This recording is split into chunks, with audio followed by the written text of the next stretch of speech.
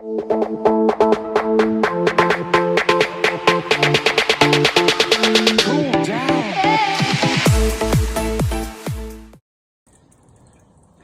now the snow is melting, I actually get a chance to come out here and try and do some work on the bike, and I was going to go through all the steps that I go through before welding anything to my bike. As in a previous video, obviously I had to do a lot of work on the flywheel side, so the bike was laying on the side you can see now, and I did snap off one of my rear studs that I'd made. So on the very inside there's a nut welded that I sanded to fit inside this square stock so I could bolt these in and have these as replaceable pieces. I wasn't expecting the weld to fail first, but as you can see, it was not a very good weld to start with. So we're going to fix that. But to do that, instead of unbolting everything from the bike, I'm going to show you how to protect the bike from your welding equipment. And in my case, I'm using a flux core gasless welder. You do get a little bit of spatter, and spatter obviously against things like your plastics or your tires will cause damage. So first step in the case of that, get yourself a rag and just dampen it. Don't like soak it wet. There's a lot of snow around here, so I've simply just used that. I'm going to lay that over the tire, and then you want to go up, take the seat off and disconnect the battery and go from there. The safest thing is to just remove your battery, just have it out of the way completely, just in case any of your terminals end up touching stuff. What I've done in this case is the battery sits with one on the side and one on the top. I had to use a longer screw on this side for all of the extra attachments that I've got, but a little bit of electrical tape is only there to stop that little square nut from falling out, as it just falls out of this particular side all the time. But where it is now, the tape just kind of holds it in place, and I haven't had to do anything since. So that just happily stays there. I would recommend giving that a try. I was looking for masking tape and couldn't find any, but this worked just as well. So depending on how close your welder is to, like, say, the gate of your garage in my case, or whether or not you can get the bike in and have enough space, you'll want to be able to at least reach your ground clamp and your welding nozzle to obviously the piece that you're working on. For me, that's not so bad. I've got the room to just reach in and do this stuff. I'm probably going to take this side case off and just get it out of the way so I can weld all the sides, but I've got enough space from here to reach the bike, which was essentially the point of this little clip. So I can kind of, like, I've got space to stick it where I want it and not have any issues. I use a flux core welder, as I say, so it's just happens to be one that I was gifted by a friend. He helped me start off in welding. He gave me an old welder that he started with, and then moved on to obviously like a bigger gas welder, gas MIG. So this gasless MIG isn't bad. I mean, if you're gonna do flux core welding, it's a bit more difficult to, like, not enjoy it, but to get it to work the way you want it to, because like MIG welding with a gas MIG welder can be really easy, quick and fun. This makes the process a bit longer. You have to spend more time prepping surfaces and more times sanding all of the spatter down, but provided you're on the right settings and you've got a good quality flux core wire, you should be absolutely fine. So this is a Sealy brand one that I've got, and I haven't really had any issues with it other than, you know, user error, because I had to learn to weld on my own. I was gifted the welder, and that was pretty much that, really. I decided to just play around with it and get good with it, and obviously did my research and taught myself how to use the welder. And yeah, the flux core welders, gasless MIGs, they are good so long as you can cope with that little bit of a steeper learning curve to get around the whole messy weld spattery issue. Once you're around that, it's not so bad. It's quite enjoyable, and you don't have to spend so much money on things like gas and having the gas refilled. I can't imagine it's that much of a difference, but if you're sort of a hobbyist welder like me, you weld things when you need things, you don't weld things all the time, it makes sense to have a little welder like this. Because you're not going out and using big bottles of gas and getting your money's worth out of it. So yeah, that would be my recommendation, is just, you know, if you want to get into welding, try it, get a little one, get a little gasless MIG, give it a go. Little things, start with little things. I mean, the first thing I ever welded was the luggage rack. It wasn't particularly great, but still something. So you can always go back and revise things later. Depending on the conditions you're welding in, if you're welding in really, really bright sunlight, then if you have an auto darkening helmet, that may just go dark. So be aware of that. You need a clean, like bare metal surface to attach your ground clamp to, which is what I've done there. There's a gap in the paint that I normally use. Obviously thick welding gloves. Gotta have thick welding gloves.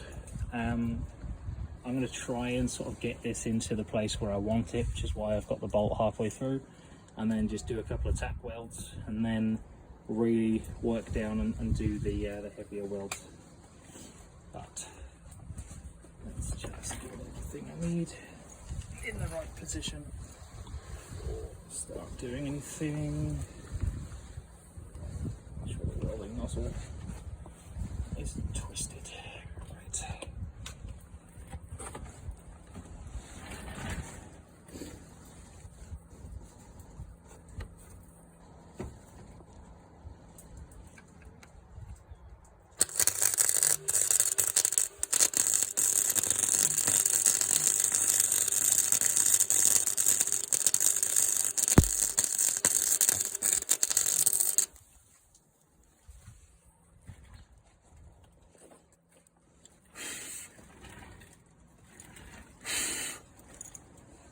Wire brush would also be a really good idea. I just use a little handheld wire brush. You can just use one of these or one of the ones that attaches to an angle grinder. It's a good idea. Okay, that's solid, which is good news. Let's knock some other welds on there. Should be in a much better position.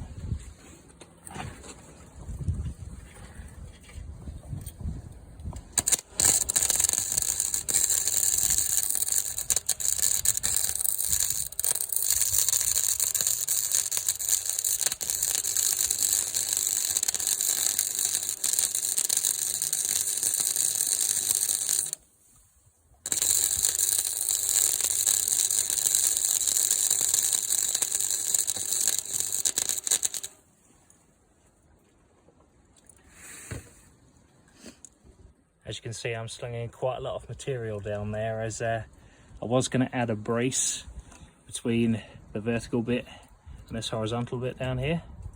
I've decided that perhaps I'm going to try this once more with just a thick weld there, so I haven't got a lot of room to weld a strut in.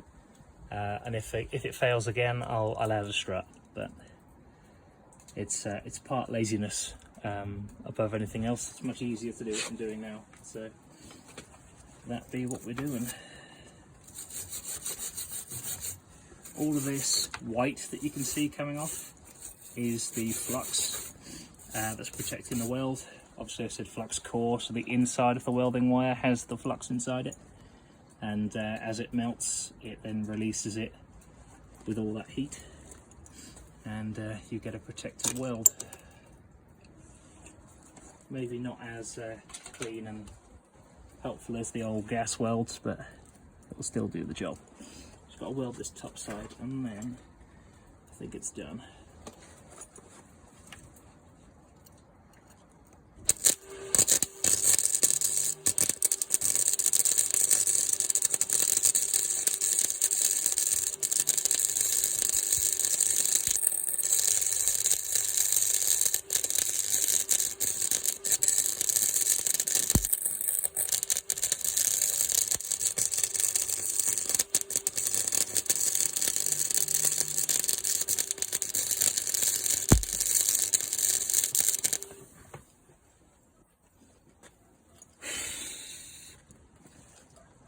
Yeah, paint's definitely on fire, which is, you know, one of those things. We've protected the rear wheel, as I said, so I'm not concerned about it. Like that.